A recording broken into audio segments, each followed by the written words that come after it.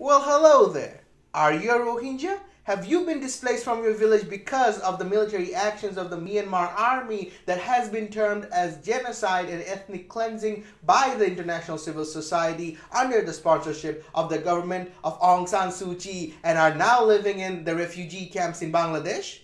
If so, you are in good luck because I have some great news for you. Congratulations! You have received some holy pity. The Pope recently said in an open mass held in Dhaka that the presence of God today is also called Rohingya. Did you hear that? The Pope worries about you, the world cares about you, and the international civil society has been working for you just like it has been working for the Palestinian refugees for the past decades. Well, that didn't go so well, did it?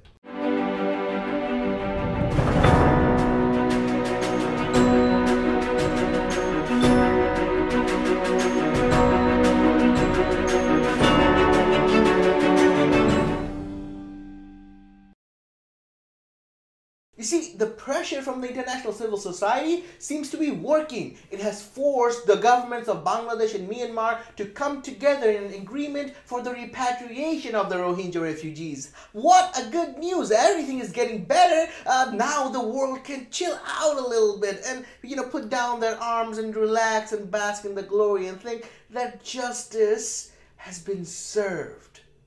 But if only. In reality, the agreement might just be an eyewash created to appease the international civil society. You see, the new agreement is not new at all. The so-called new agreement has been modeled after an old agreement between the governments of Bangladesh and Myanmar that includes the requirement for verification. However, that is of course a catch-22 because the documents that verify the Rohingyas' identity have been taken away from them or burned during the violence committed prior to August 25th, 2017. Even if by some miracle some of the Rohingyas have retained their proof of citizenship, they might be a little uneasy to go back to a place where they have seen their houses being burned down, their fathers being killed, and their daughters being raped. You know what I mean? Yet the Bangladesh government has agreed to this arrangement, recognizing fully that it will do next to nothing in alleviating the lots of the refugees living within Bangladesh. You see, it is busy devising its own plans to relocate and rehabilitate these Rohingyas within the borders of Bangladesh. Very recently, it approved a $280 million project to make the uninhabitable island of Pashanchar habitable to relocate the Rohingyas into, and that way the problem will take care of itself come next cyclone season. Anyway, the international civil society is supporting Bangladesh in its rehabilitation project and is now pledging millions of dollars in foreign aid to help Bangladesh. And that means that Bangladesh has some sort of an incentive to keep the refugees in the refugee camps and make the refugee camps better.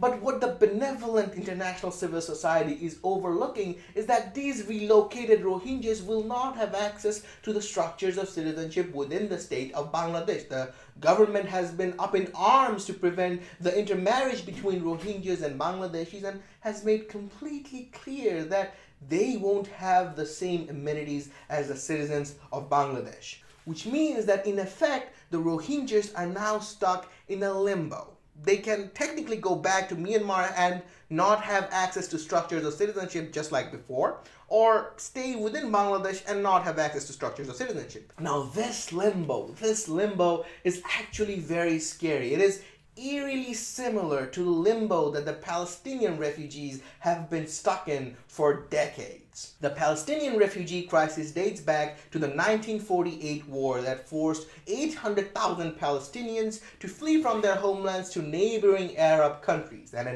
1967, the 6 Days War forced another 325,000 Palestinian Arabs to flee after their villages were scourged free of them. 900,000 or so refugees were forced to settle in Jordan, West Bank, Gaza Strip, Lebanon, and Syria. Just like the Rohingyas, the Palestinian Arabs have been stateless ever since. They did not have access to the structures of citizenship anywhere in the world. Not in Jordan, not in West Bank or Gaza Strip, and not in Lebanon or Syria. They have become the global refugee.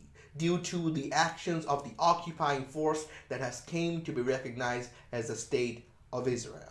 You see, what I'm trying to argue here is that the state of Myanmar has become to the Rohingyas what the state of Israel has been to the Palestinians. The belligerent force that has occupied their lands and dispossessed them from their lives and livelihoods, and at the same time denied them the rights to peacefully resolve their grievances and have forced them into a corner where they have only one way to resist: armed violence.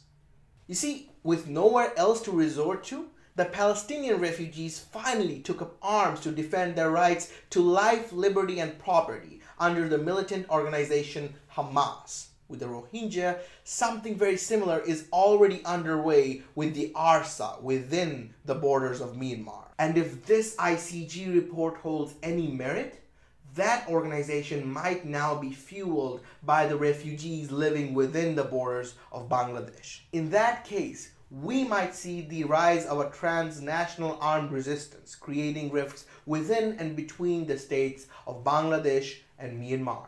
You see, the world has been conveniently ignoring the inner workings of the state and non-state actors embroiled in the Rohingya crisis.